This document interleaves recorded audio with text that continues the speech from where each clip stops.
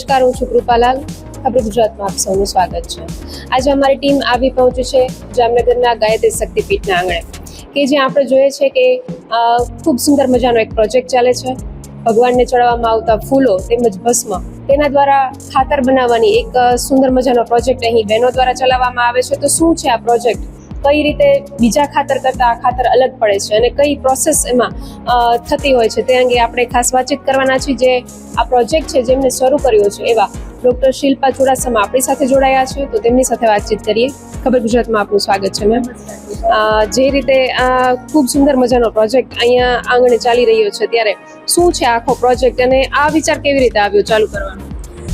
હું અહીંયા જ્યારે મંદિરે આવતી હતી ત્યારે અમે જોયું કે જે કંઈ પણ પૂજામાં ફૂલ યુઝ થયેલા હોય છે એને ભેગા કરી અને ડોર ટુ ડોર જે કલેક્શન માટે આવે છે એ ગાર્બેજમાં જતા હોય છે. એટલે મને એવું લાગ્યું કે આમ તો ઓલરેડી આપણે જો કણકણમાં ઈશ્વરને માનતા હોઈએ તો છોડ ઉપર જ્યારે ફૂલ હોય એ ઓલરેડી ફૂલ ઈશ્વરની ઉપર જ છે, એને તોડવાનો કોઈ રોલ જ નથી. પણ તેમ છતાંય આપણે તોડી અને એવું વિચારીએ છીએ કે જે મૂર્તિ છે ને આપણે ભગવાન માનીએ છીએ એના ઉપર ચડાવ્યા છે તો એનું યોગ્ય વિસર્જન થાય તો ઈશ્વરને પણ ગમે.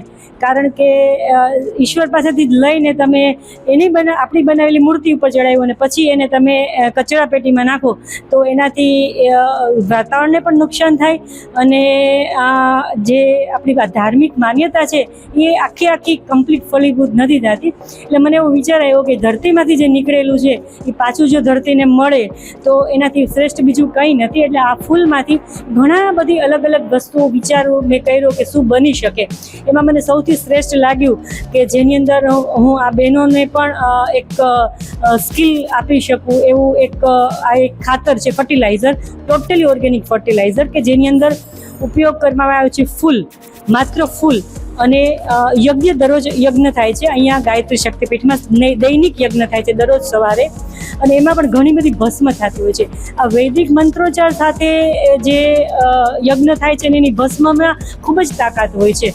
તો આ જે ભસ્મ છે તે કાર્બનનો સોર્સ તરીકે, અને ફૂલ જે છે એની અંદર જે લિક્વિડ છે એ નાઇટ્રોજનનો સોર્સ છે. આ નાઇટ્રોજન અને કાર્બન બહુ ભેગા થાય એટલે જે પ્રક્રિયા થાય એના લીધે થઈને એક ઓર્ગેનિક ફર્ટિલાઇઝર્સ બને છે, કે જેની અંદર એક આપણે કમ્પોસ્ટર અને કોકોપીટ પણ યુઝ કરીએ છીએ.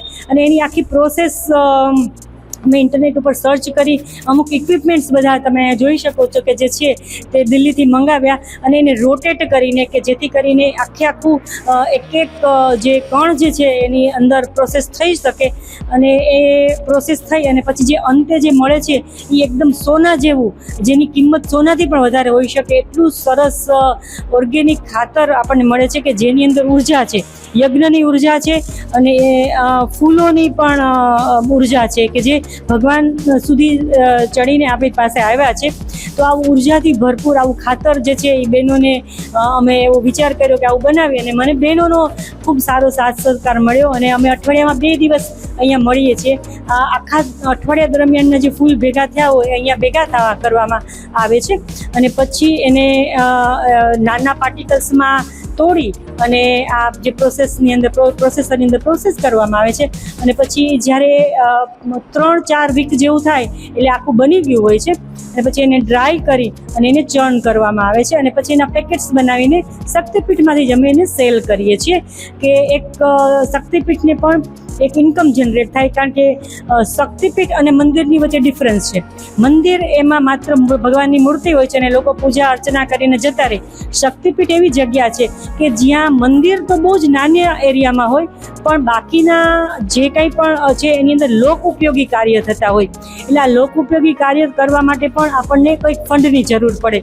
તો આ ફંડ રેઝ કરવા માટે લોકોની પાસે કોઈ પણ જાતની માંગણી અથવા તો કાંઈ એ કરવાને બદલે લોકો દ્વારા જ આ શક્તિનો સમન્વય કરવામાં આવે ને એમાંથી જે કંઈ પણ અમને ઇકોનોમિકલી એ કંઈ પણ મળે છે, બહેનો માત્ર સેવા જ કરે છે અને જે કંઈ પણ એમાં ઇન્કમ થાય છે એ શક્તિપીઠને જાય છે, કે એનાથી શક્તિના પીઠથી દ્વારા લોકો ઉપયોગી કાર્ય કરવામાં આવે.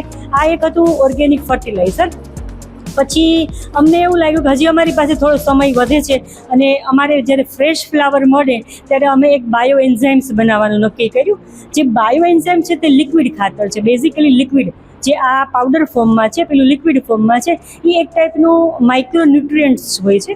અને માઇક્રોન્યુટ્રિયન્ટ્સ બેઝિકલી જે ફૂલ છોડ છે કે કોઈ પણ પ્લાન્ટ છે એના માટે વિટામિન્સનું કામ કરે, સપ્લિમેન્ટનું કામ કરે. એટલે એને પણ અમે પ્રોસેસ કરીએ છીએ અને એની પણ મેં આખી પ્રોસેસ જે છે તે ઇન્ટરનેટથી અલગ અલગ રીતે સર્ચ કરી અને અમે અલગ અલગ R&D કર્યું અને પછી જે અમને પરિણામ મળ્યું એ પ્રમાણે અમે એની લિક્વિડમાંથી પણ સ્પ્રે બોટલ બનાવીએ છીએ અને એને પણ સેલ કરીએ છીએ કે જેથી કરીને તમારા પ્લાન્ટને માત્ર ફૂડની જરૂર નથી. જે ફૂડ છે એ ફર્ટિલાઇઝર છે, પણ એની સાથે જે તમને એનો ગ્રોથ અટકી ગયો હોય અથવા તો ફ્લાવરિંગ સારું ન થતું હોય અથવા તો એમાં કંઈ પણ પ્રોબ્લેમ થતો હોય તો આ તમે એનાથી કરી શકો. એટલે એક લિક્વિડ ફર્ટિલાઇઝરના ફોર્મમાં કહી શકાય. અને હજી ઘણા બધા એવા પ્રોજેક્ટના અલગ અલગ મારા મગજમાં પાઇપલાઇનમાં છે. એટલે જેમ જેમ બહેનોને સમય મળશે અને આ એક પ્રોજેક્ટ પછી બીજો પ્રોજેક્ટ પછી ત્રીજી વસ્તુ પણ હું કરું. અને છેલ્લે મારી એવી ઈચ્છા એવી છે કે આપણે જે ગિફ્ટમાં આપતા હોય છે લોકોને, રિટર્ન ગિફ્ટમાં ઘણીવાર એવી વસ્તુઓ આપીએ છીએ કે જે એમને મળે અને પછી બીજાને આપી દેતા હોય છે, એનો યુઝ નથી થતો હોતો. એટલે આપના માધ્યમ દ્વારા હું લોકોને એ રીતે જાગૃત કરવા માગું છું કે તમારે ખરેખર આવું કોઈ ગિફ્ટ આપો કે આવી રીતે સ્પ્રે બોટલ અને પેકેટ, તો એક કોર્પોરેટ ગિફ્ટ તરીકે, એક રિટર્ન ગિફ્ટ તરીકે પણ એક અત્યારે આજકાલ ફંક્શનમાં પણ ગિફ્ટમાં કે વેલકમ ગિફ્ટમાં ફ્લાવર કે કોઈ છોડ આપતા હોય છે. તો આ તમે એવી રીતે આપી શકો કે જેથી કરીને એક જે આ પ્રોજેક્ટ છે એને એક વેગ પણ મળે, સારી વસ્તુ જે છે એ સમાજમાં ફેલાય અને આપણે ફરીથી ધરતીની સાથે અટેચ થઈને રહીએ એવું મારું માનવું છે. તો ખાતરમાં અને લિક્વિડમાં કઈ કઈ ચીજ વસ્તુનો ઉપયોગ? જ્યારે અમે ફર્ટિલાઇઝર બનાવીએ છીએ ત્યારે એમાં આપણે મંદિરના ફૂલો, યજ્ઞની ભસ્મ અને કોકોપીટ આ 3 વસ્તુનો યુઝ કરીએ છીએ. અને ત્યાર પછી આ એમના લેયર બનાવીએ છીએ, લેયર કરી અને એના પછી અમે ત્યાર પછી ઉપર લિક્વિડનો સ્પ્રે કરીએ છીએ. એ આ લિક્વિડ છે એ પણ અમે અહીંયા જ બનાવીએ છીએ. લિક્વિડમાં અમે પાણી અને આપણે ફ્રેશ ફ્લાવર અને એમાં ગોળ, આ 3 વસ્તુનો યુઝ કરીએ છીએ. આની થોડી લાંબી પ્રોસેસ છે. ખાતર ટૂંક સમયમાં બની શકે છે, પણ લિક્વિડ થોડું 1.5-2 મહિના લાગે છે. તો આ ખાતર, ફર્ટિલાઇઝર અને લિક્વિડ આ બંને વસ્તુ અમે અત્યારે હાલ અહીંયા શક્તિપીઠમાં બનાવીએ છીએ. તો કઈ કઈ પ્રકારની જે આઈટમ છે અહીંયા, ચીજ વસ્તુઓ છે એ આપણે અત્યારે સેલ કરીએ છીએ અને શું આની આખી પ્રોસેસ હોય છે? મારું નામ સુનિતાબેન આહિર છે.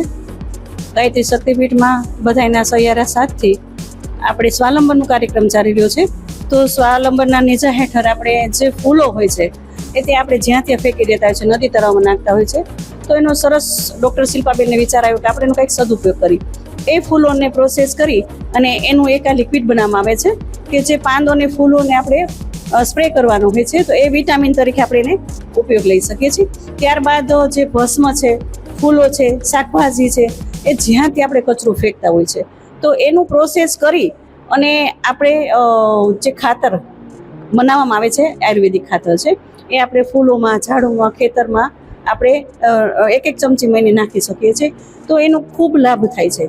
તો જે વેસ્ટમાંથી બેસ્ટ છે એ જે ધરતીનું છે, ધરતીને પાછું આપવામાં આવે. તો એટલો સરસ જે ગુરુદેવના 100 સૂત્રી કાર્યક્રમ છે એનો એક આ કાર્યક્રમ છે. એનો વિચાર શિલ્પાબેન આવ્યો અને આ ઘણા બધા બહેનો છે એના સહયોગા સાથે આ કાર્યક્રમ ચાલી રહ્યો છે. એટલે આપણે દર રવિવારે ગર્ભવતી બહેનો આવે છે તો આપણે એમ કે એક વૃક્ષ વાવો, તો એને વૃક્ષ વાવવા સાથે સાથેનું જતન કેમ કરવું એ માહિતી આપવામાં આવે છે. એટલે અમે કહીએ છીએ કે આપણે જે બાળકને બધી વાતને સમજાવીએ છીએ કે ગર્ભમાં આવું જતન થતું હોય તો ધરતી છે એ આપણું પાલન પોષણ કરે છે. તો એને વ્યવસ્થિત રાખવાનું કોનું હોય છે? તો કે મનુષ્યનું હોય છે. તો એના માટે આપણે ખાતર, લિક્વિડ અત્યારે બધું હાઇજેનિક કરવા માંડ્યા છીએ અને એ ખૂબ નુકસાનકારક છે. તો અત્યારે આપણે ફૂલ ઝાડથી કે નાના પ્રયોગ છે, પણ હજી ભવિષ્યનો વિચાર છે કે આપણે વાડી ખેતર સુધી પહોંચી અને બધાને સાત્વિક આહાર પ્રાપ્ત થાય એના માટેનો આ નાના પાયેથી મોટો વિચાર છે. એટલે જો ગુરુ સત્તાના આશીર્વાદ હશે તો આ કાર્યક્રમમાં ખૂબ અમને સફળતા મળશે. પણ હું તો માત્ર સેલિંગ કરવા જ બેસું છું, પણ આ બધા બહેનો અને ડૉક્ટર શિલ્પાબેનનું ખૂબ આમાં સમયદાન હોય છે. એટલે આપણે કહીએ કે બધાનો સમયદાન સારી રીતે ઉપયોગ કરે, સારા વિચારોથી કરે તો ક્યારે બનશે? તો સારું આપને પોષણ અન્ન મળશે ત્યારે. તો એનો ઉપયોગ ક્યાંથી હશે? તો સારા ખાતરથી, સારા રાશણથી. તો એ કરશો તો આપણે સાત્વિક આહાર, સાત્વિક વિચાર અને સારું વાતાવરણ, ખાસ અત્યારે જે ગ્લોબલ વોર્મિંગ વધી ગયું છે એનું કારણ કે દવાનો ઉપયોગ ઝાઝો, સિન્થેટિક ઝાઝું, તો એના માટેનો આ ખાસ ઉપયોગ છે. એટલે આ ખાસ બધા કરો એટલે જન સુધી પહોંચે.